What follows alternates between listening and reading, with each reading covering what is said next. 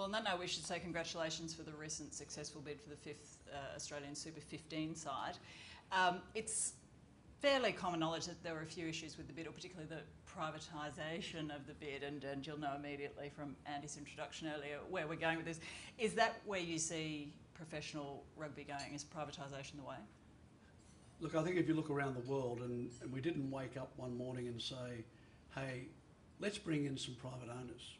It was very well thought through, and it was a byproduct of taking a pretty harsh look at our own finances and our ability to accommodate all the game.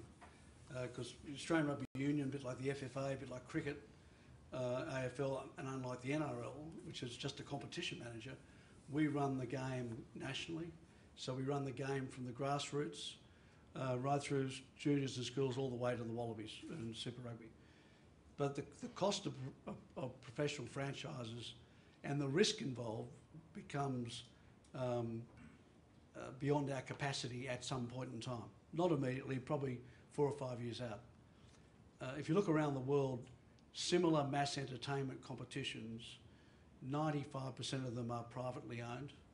Not the competitions. The competitions are owned by the sporting body, but the teams are privately owned.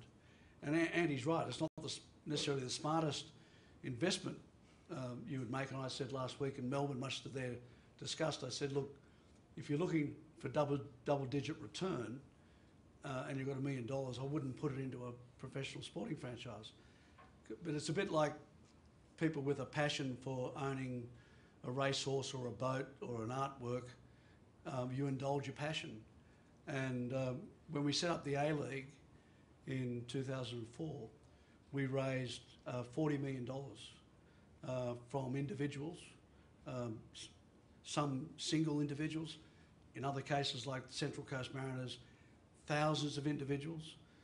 But that gave me an appetite or a belief that it could be done. It won't come without some hiccups, but the difference between what we're doing and what happened in the UK,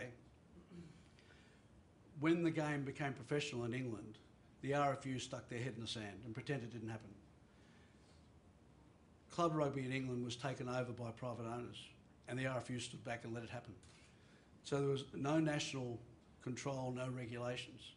The RFU currently, out of a lot of money that Andy mentioned they make, pay the clubs £12 million a year, £1 million each, just to get their players released to play test matches. And that's not something that happens in this country. So the introduction of private ownership will be done on a nationally controlled and regulated basis to avoid the pitfalls that have occurred in Europe and the UK.